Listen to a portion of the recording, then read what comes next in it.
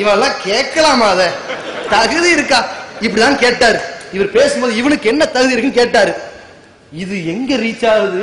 லட்சக்கணக்கான மக்கள் பார்த்து பரப்பி நித்யானந்தா பார்த்துட்டான். இந்த போய் சேருமா சேர்ந்துருச்சு. பார்த்துட்டு வக்கீல் நோட்டீஸ் அனுப்புறார். மான நஷ்ட வழக்கு. இவனே மானம் இல்லாதவன், இவனுக்கு மான நஷ்ட வழக்கம். என்னை இழிவுபடுத்தி பேசிவிட்ட பி ஜெயலலிதா மாற்றது அவரு, வம்பளுக்கு நீங்க மாற்றது அவரு. பிஜே அவர்களுக்கு 1 கோடி ரூபாய், என்னை கேவலமாக பேசி சையத் இப்ராஹிம் அவர்களுக்கு 50 லட்சம் ரூபாய் மான நஷ்ட வழக்குன்னு போட்டாங்க. கடிதம் வந்துருச்சு. என்னடா பேஸ்புக்ல இவ்வளவு பெரிய பரபரப்பா? ரைட்டு.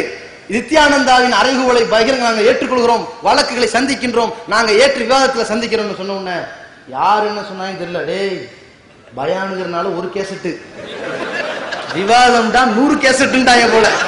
அதோட ஆஃப்.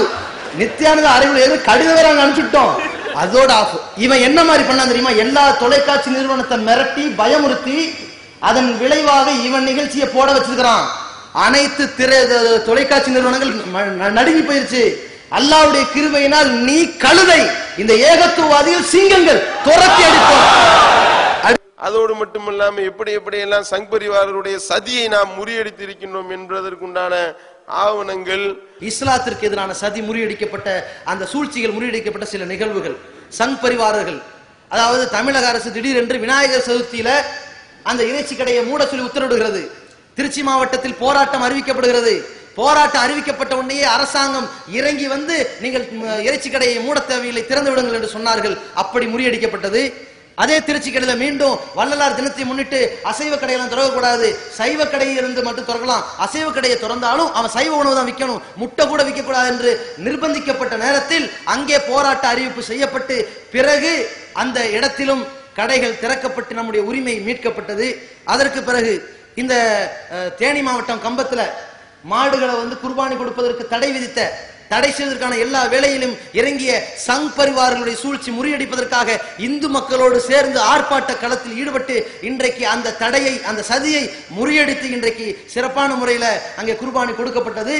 அதே போன்று தஞ்சை மாவட்டத்தில் பட்டுக்கோட்டையில நம்முடைய ஜமாத் சார்பாக அந்த வாகனத்தில் ஏற்றி வரப்பட்ட குர்பானி மாடுகள் சங் பரிவாரங்களாக தடுக்கப்பட்டதற்கு பிறகு காவல்துறை அதை கைது செய்த உடனேயே தலைமையின் வழிகாட்டுதலின் பெயரால் உடனடியாக விடுவிக்கப்பட்டு அது முறைப்படி அவர்களுடைய சதி முறியடிக்கப்பட்டிருக்கிறது. அதற்கு பிறகு கடையநல்லூர்ல, நெல்லை மாவட்டம் கடையநல்லூர்ல முஸ்லிம் சமுதாய மக்களிடத்தில் மத துவேஷத்தை ஏற்படுத்தும் விதமாக பேசிய அந்த இந்து முன்னணியை சார்ந்த 2 பிரமுகர்கள், அவர்களை கைது செய்ய கோரி உடனடியாக நம்முடைய ஜமாத் இளைஞர்கள் காவல்துறை முற்றுகையிடுகிறார்கள்.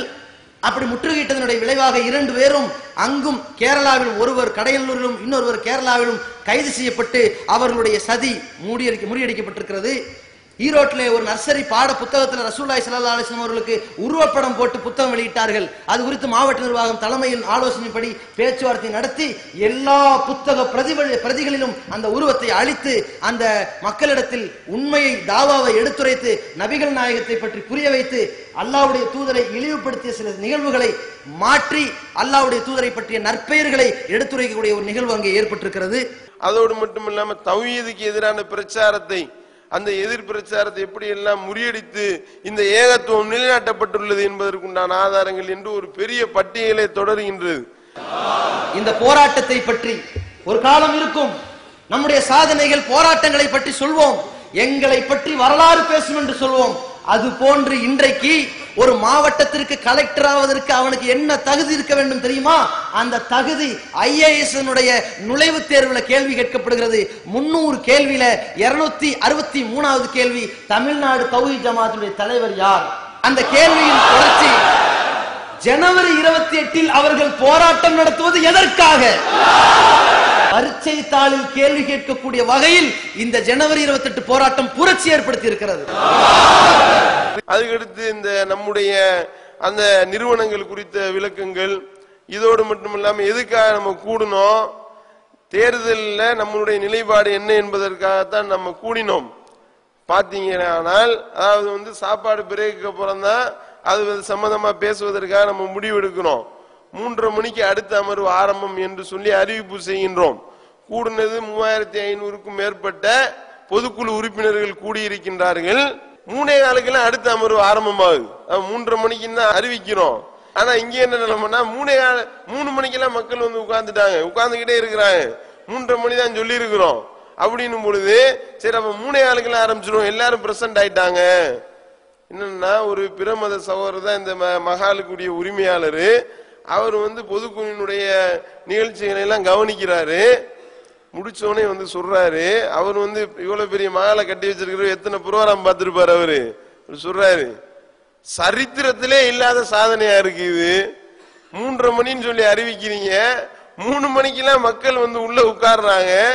ஆச்சரியமா இருக்கு எங்களுக்கு. அந்த மக்கள்